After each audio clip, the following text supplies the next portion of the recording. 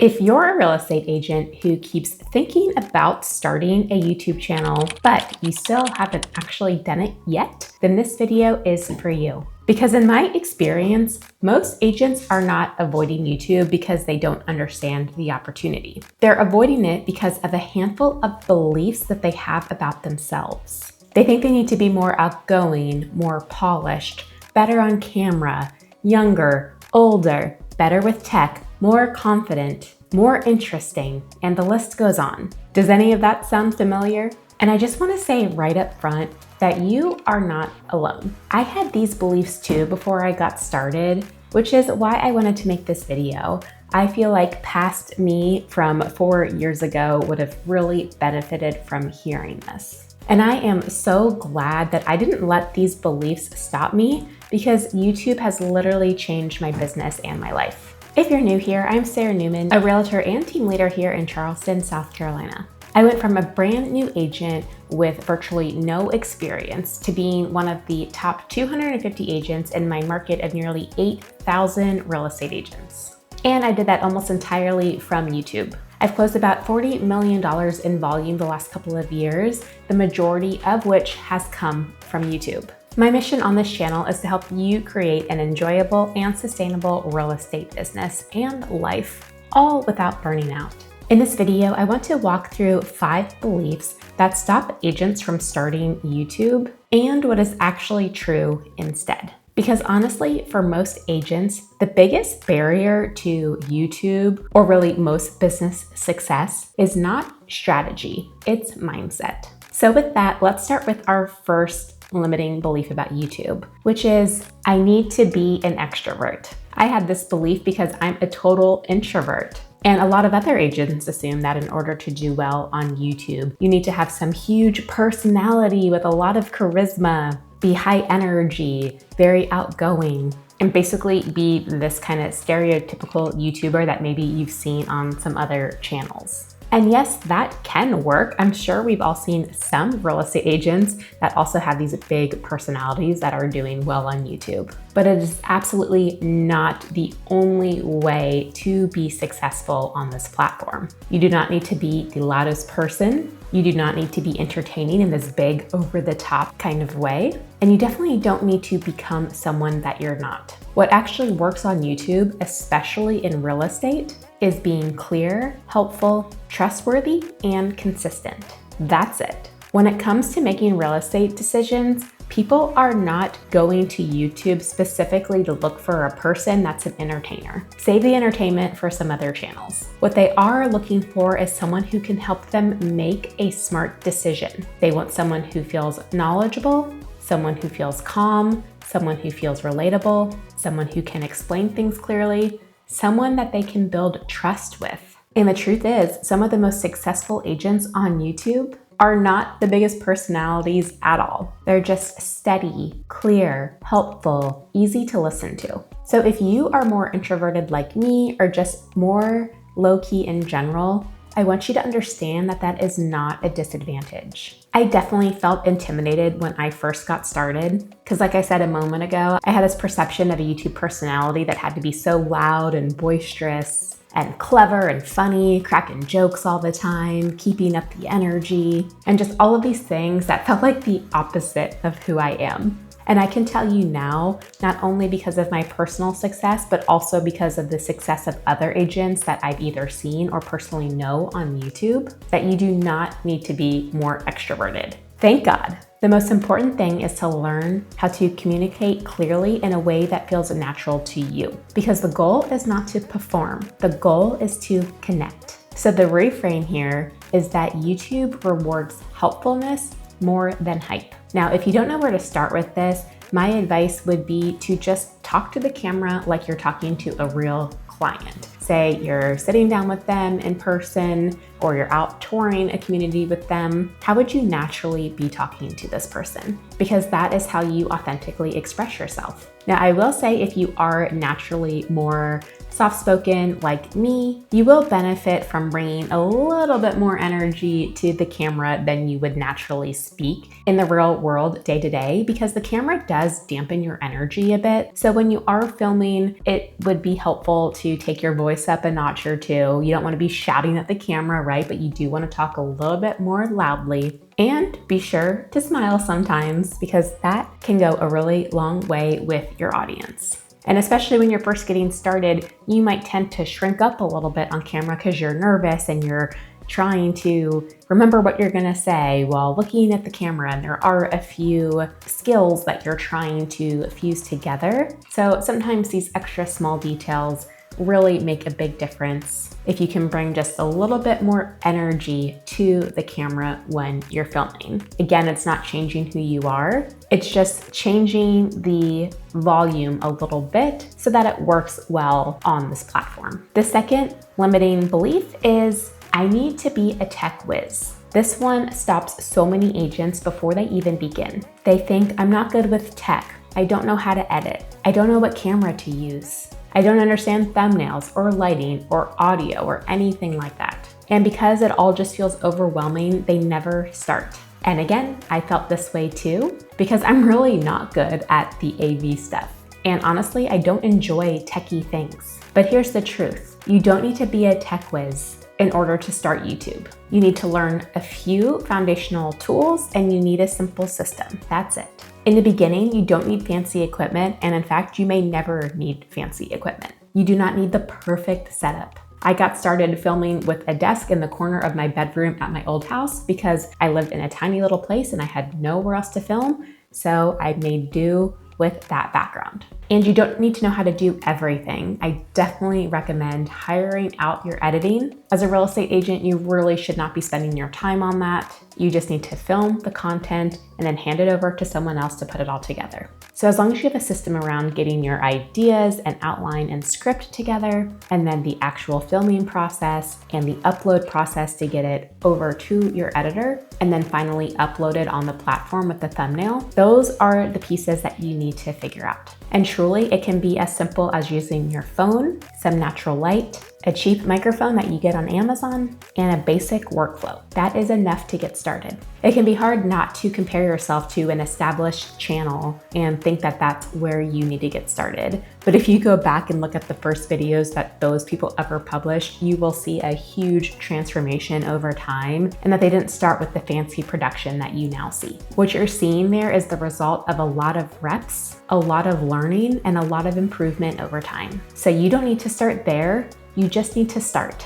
And also, being good at tech is not some personality trait that you either have or don't have. It is a skill, so it's something that you can learn. And like I said, a lot of this can be outsourced, it can be delegated. So the skills that you need to learn are just a handful of things in order to be able to operate the camera and to use the microphone. So please don't let the tech side of YouTube convince you that this strategy is not for you. You don't need to master everything before you begin. You just need one workable process. So my practical advice here is to start filming with your iPhone or your Android. That's how I started, and that is all I used for my first 2 years. I propped the phone up on my desk in front of me with a gimbal, which I will show you in a second. My desk was right in front of a window, and it still is today, even though I've moved houses. So I get good natural light. If you don't have that option, if you're filming in a closet or a basement, then yes, you would want to get some ring lighting so that you're not filming in the dark.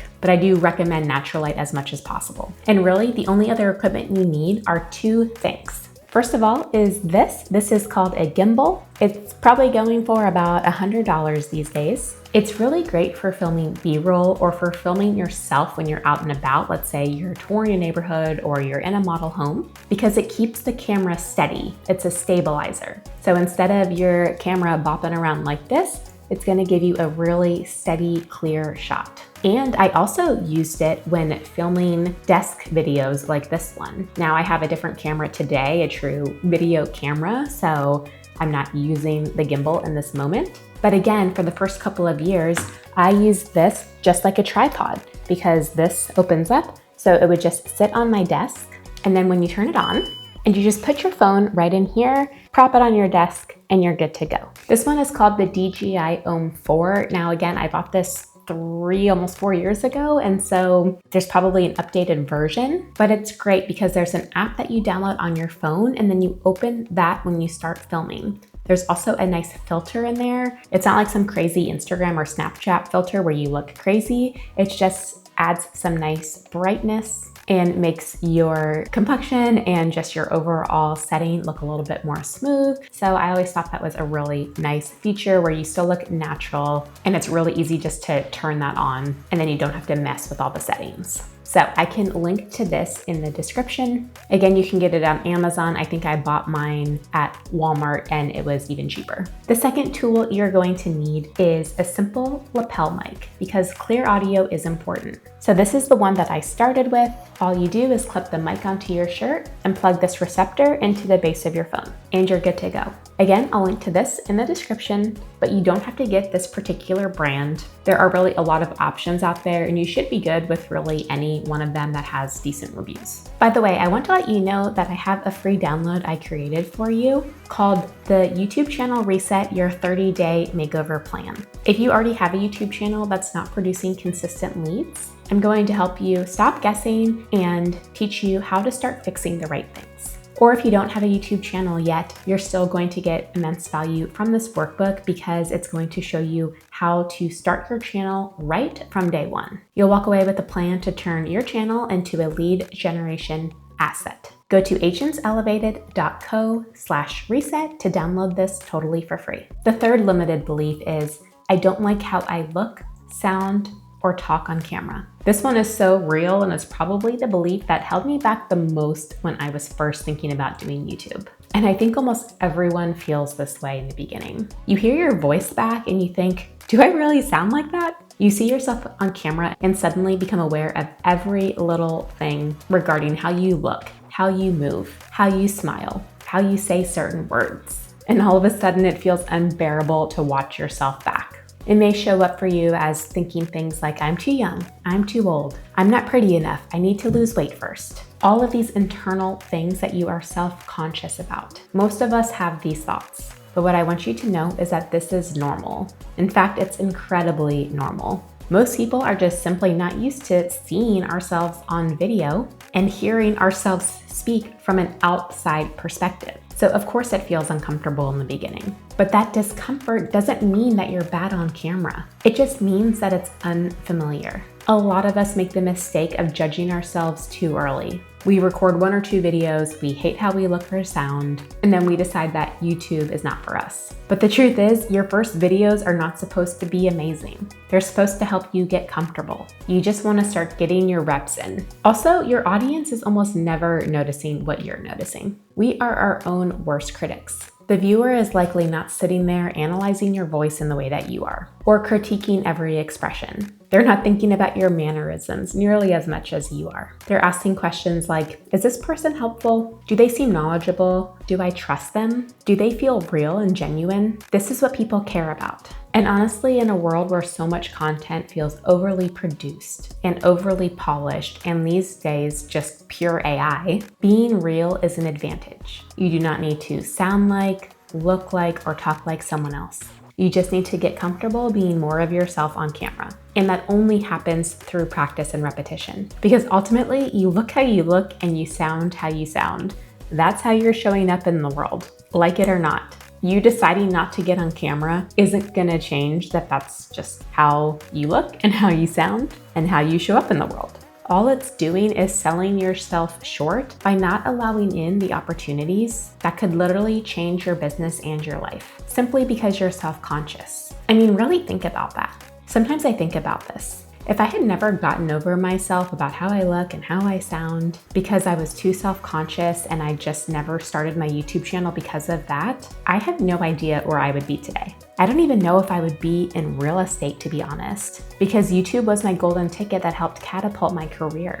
And the truth is, I still watch my videos back in the editing process and still critique myself sometimes. I can still be really hard on myself, and I hate to admit it, but I want to be honest with you. And yes, it does get much easier. But also there may be a part of you that just still sometimes continues to feel a little bit self-conscious and uncomfortable. But personally, I'd rather push through those beliefs that don't serve me and push through that discomfort, because none of that is helpful. Ultimately, I'm so happy that I didn't let fear and my own negative self-talk stop me from showing up. My coach has also reframed this to say that this is actually a selfish behavior because you're putting yourself first. Meaning, think about all the amazing humans out there who need you. They need your service, they need your guidance. And choosing to not focus on picking myself apart to shreds, I've instead been able to serve hundreds of people now, which is a huge blessing in that person's life as well as my life. So really think about that if you're someone who is called to be in real estate. It's a mission, purpose-driven thing for a lot of us, and we're just allowing ourselves to get in our own way, when instead we should be serving the public and serving the people who we're destined to help. So let's agree right here, right now, to stop the negative self-talk and get to work serving the public and our clients, okay?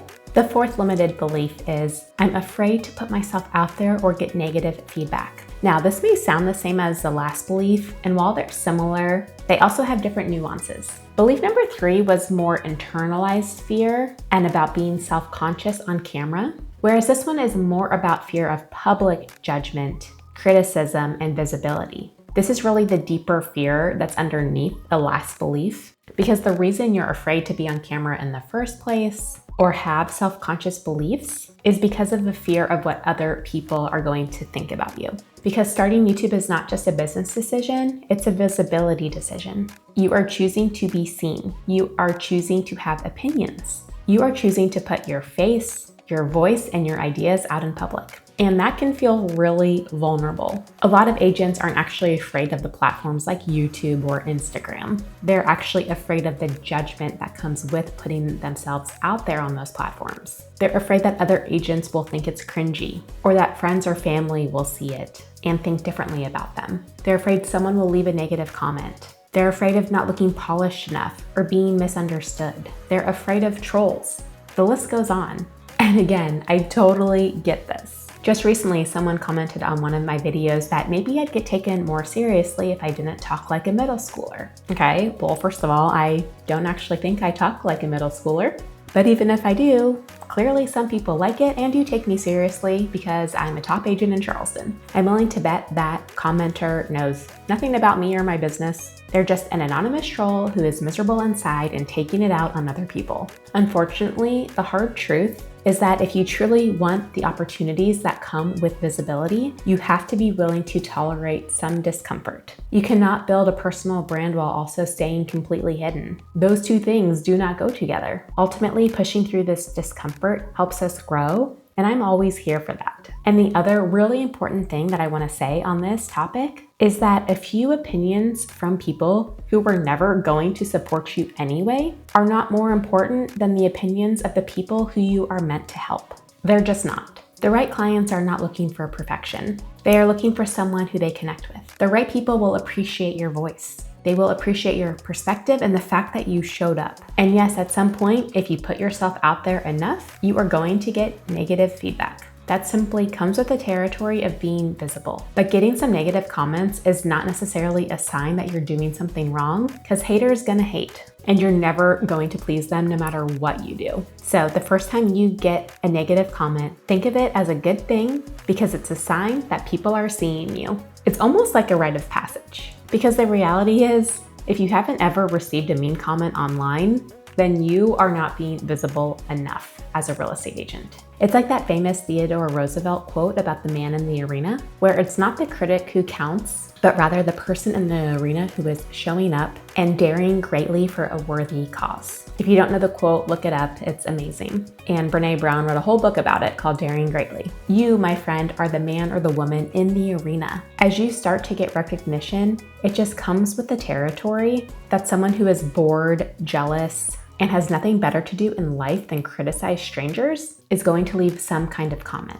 It may be something negative about your city or whatever topic that you're sharing about. It could be something about your video quality, or it could be something personal to you. And most likely, this is going to be 1% of the comments. And yet we allow ourselves to get discouraged and to beat ourselves up and to focus on this very small minority of mean people. And we allow this to get into our heads and to prevent ourselves from showing up. 99% of the comments are going to be kind and genuine and thank you for the information. I really think we need to decide ahead of time whose opinions count and whose don't. Because if you let random people on the internet determine whether you continue, you will quit. It's just a matter of time. We need to build that resiliency and not let ourselves be impacted by these trolls. And not everyone has to like you for the right people to choose you. I'd rather get the handful of bad comments that I've received while also having the success that I've had than protect myself from ever receiving any negativity and keeping myself small. Again, that is not going to serve me and it's not going to serve my clients. I really hope this message is landing with you because it is so important. I love personal growth. I love the mindset work. And if this is impacting you and speaking to you, I'd really appreciate it if you leave a comment below and let me know that it's having a positive impact. Okay, so on a practical note, the way that I handle these negative comments is that I always delete any comment that is mean or rude to me personally, which really hasn't been a ton, just a few here and there over the years. But if people are leaving negative feedback about, let's say, my city, Charleston, in the comments, because people love to complain about the place they live. Oh my gosh, there's way too much traffic now and it's changed so much over the years and I hate it here now and it sucks. Well, I usually leave those types of comments alone so that people can have an opinion and it shows engagement on the video.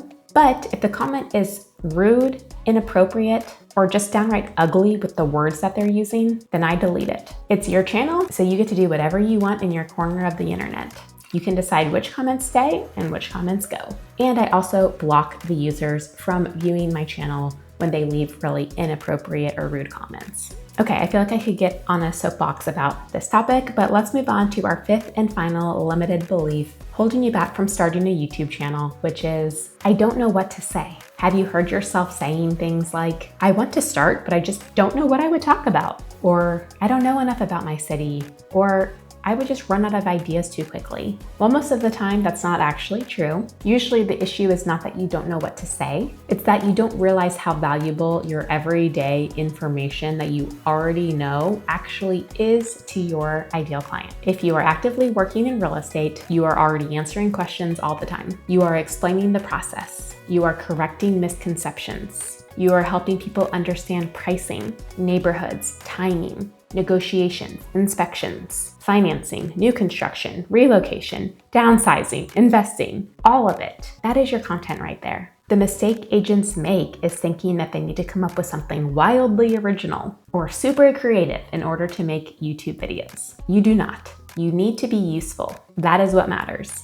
Some of the best video ideas come straight from client conversations. What are buyers asking about right now? What are sellers confused about? What are people who are moving to your area wanting to know? What do your clients misunderstand over and over again? What suburbs or neighborhoods are people actively asking about or comparing to each other? This is where your content should come from. You don't need to reinvent the wheel. You just need to pay attention to the conversations you're already having. This should feel freeing because it means that you don't have to become some brilliant content creator overnight. You just need to document the questions, concerns, and conversations that are already happening in your business. That is more than enough to build a great channel. Not to mention, I have videos on my channel telling you exactly what to post, like this one called What's Working Now on YouTube in 2026. And in that free workbook I mentioned earlier, I also have tons of ideas that you can use. So you can always look to other people if you hit a creative block. There's no shortage of content out there telling you exactly what to post on YouTube.